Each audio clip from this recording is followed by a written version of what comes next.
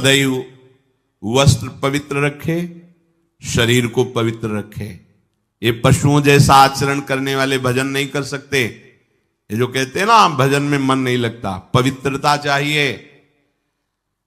अब ऐसे पशु की तरह शौच हो लिए, उठे चल दिए, ऐसे नहीं।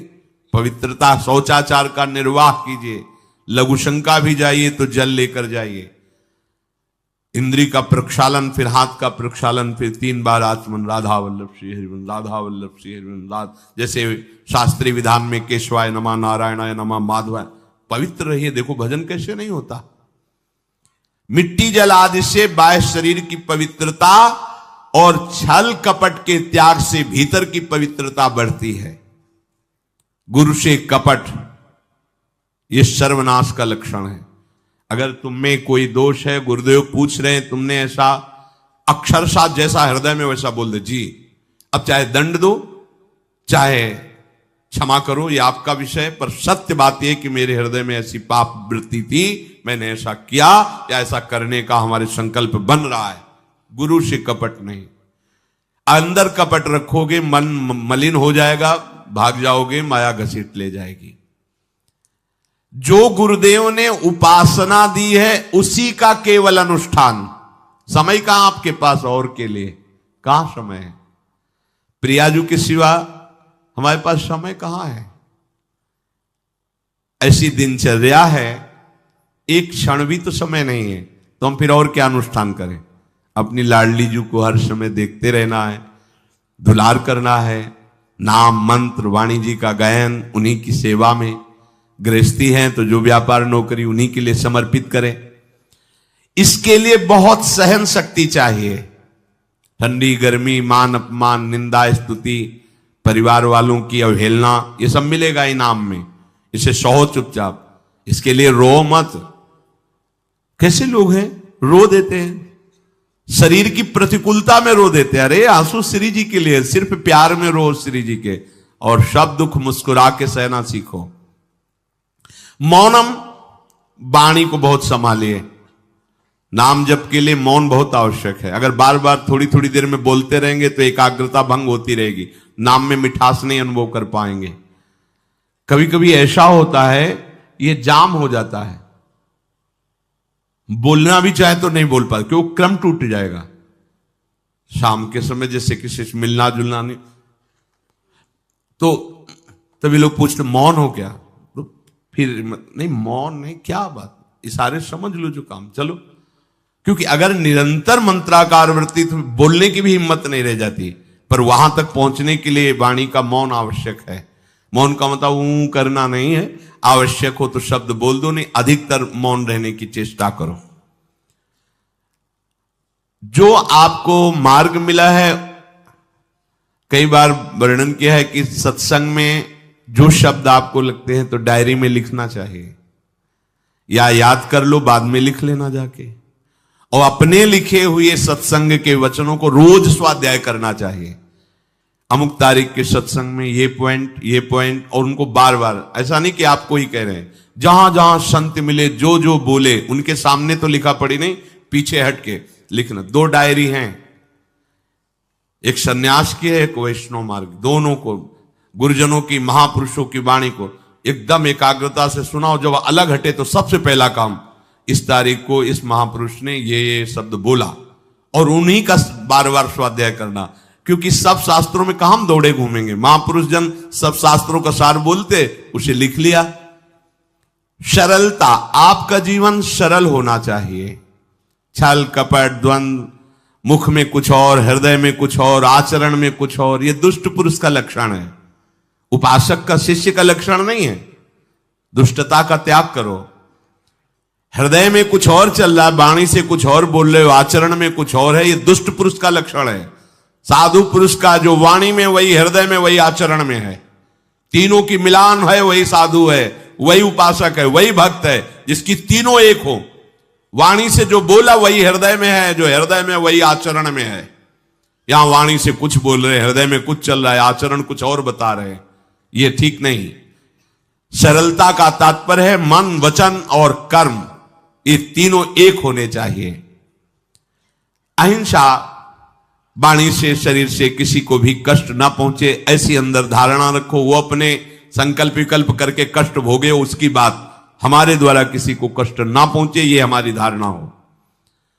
सर्दी गर्मी सुख दुख आदि द्वंद्व हर्ष विषाद आदि जो है, इनको सहना सीखो।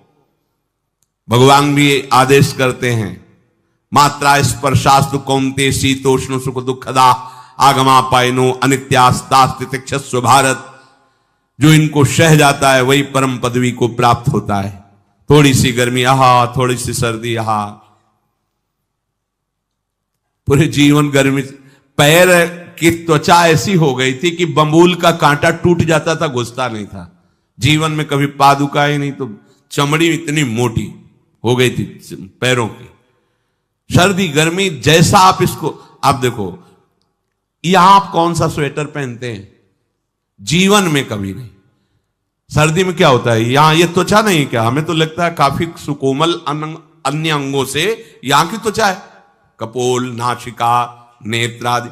यहां क्या पहनते हो सर्दी में, क्या बिगड़ जाता है, क्योंकि अभ्यास है। गर्भ के बाद निकलने के बाद यहां कुछ ढका ही नहीं, यहां कुछ नहीं ढका, तो पूरे जीवन ढकने की जरूरत नहीं।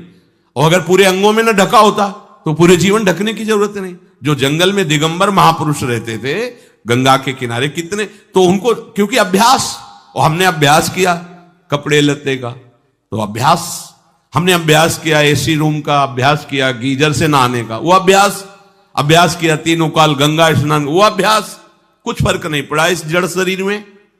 इसको जैसे रखो। तो सहने का अभ्यास, यदि माया से मुक्त होना है तो सहने का अभ्यास रखो। ये जरा में ओह बहुत गर्मी, ये नहीं उपासक। गर्मी है ठीक है, शरीर का धर्म है, तो इंद्री में ताप लग रहा है ठीक है, राधा राधा राधा। आप कहोगे प्रवचन करने से नहीं होता।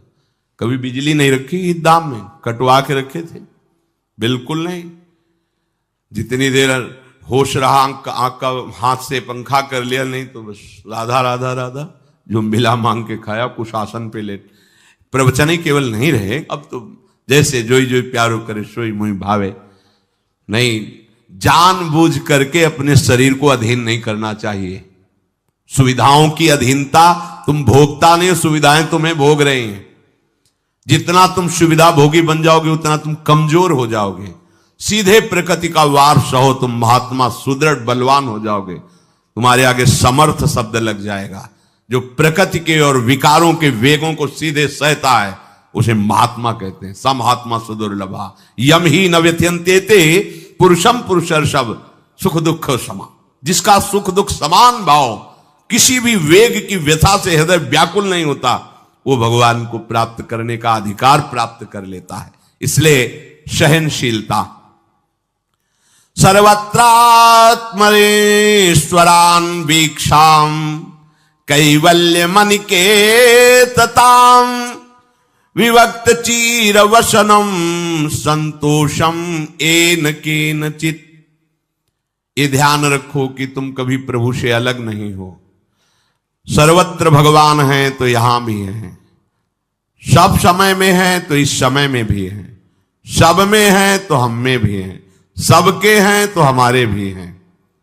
हम कभी भी प्रभु से बिलग नहीं हूं। एकांत सेवन तुम्हारा स्वभाव बन जाना चाहिए, चाहे जो हो। थोड़े समय के लिए तो एकांत बैठो। एकांत मिला तो मोबाइल का संग कर लिया, एकांत मिला तो मित्र बना लिए, बैठ के प्रपंच वार्ता कर रहे हो। नहीं, अगर भगवत प्राप्ति करनी, माया मुक्त होना है तो एकांत एकांत ही होना चाहिए।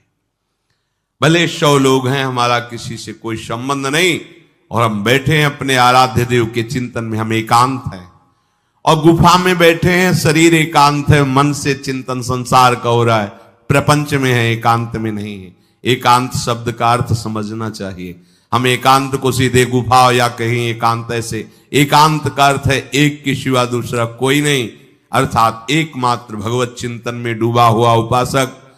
बाजार में बैठा हुआ भी एकांत है, सभा में बैठा हुआ एकांत है, और प्रपंच का चिंतन करने वाला बंद कमरे में भी प्रपंची है, गुफा में भी प्रपंची है। जहां आप रह रहे हो उसे ये मेरा घर है ऐसी भावना का त्याग कर दे।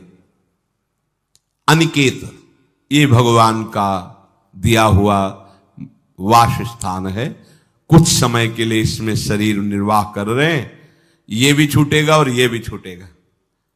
जैसे स्टेशन में बैठा आदमी आराम से, पर वो बैठा इंतजार कर रहा है कि कब हमारी गाड़ी आवे और उस पर हम यात्रा करें। बस ऐसा ही कुछ स्टेशन जैसा विश्राम है।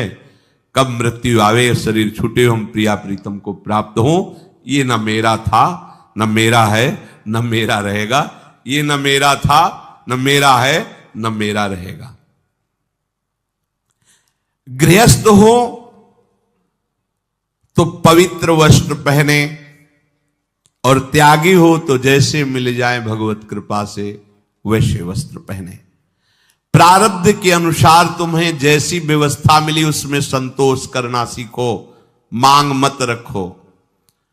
प्रभु की प्राप्ति के लिए खास बात ध्यान रखनी है, अपनी उपासना में दृढ़ श्रद्धा रखो और सर्वश्रेष्ठ भाव रखो, पर दूसरे किसी की भी निंदा न करो। अगर किसी की भी निंदा करोगे तो फिर माया तुम्हें मुक्त होने नहीं देगी।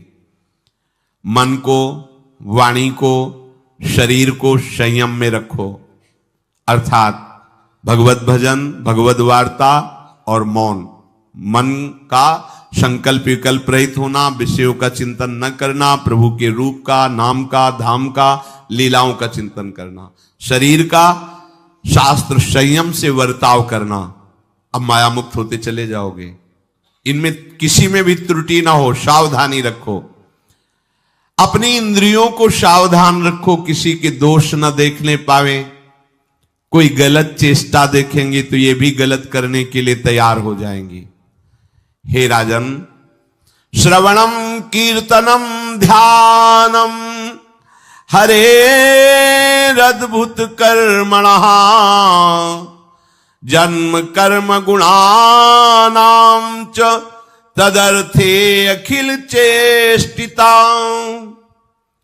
श्री भगवान के बड़े अवतार हुए हैं, बड़ी अद्भुत अद्भुत लीलाएं हैं। प्रभु का प्रकट होना, लीला करना, दिव्य गुणों का वर्णन। यदि आप इनको गाएंगे लीलाओं को और श्रवण करेंगे तो मोह की बात क्या, महामोह का भंजन हो जाएगा। बड़ी सामर्थ्य भगवान के चरित्रों की महिमा बड़ी है। अगर इनको आप सुनेंगे, बार बार सुनेंगे, तो आपको और कोई साधन करने नहीं पड़ेंगे, अपने आप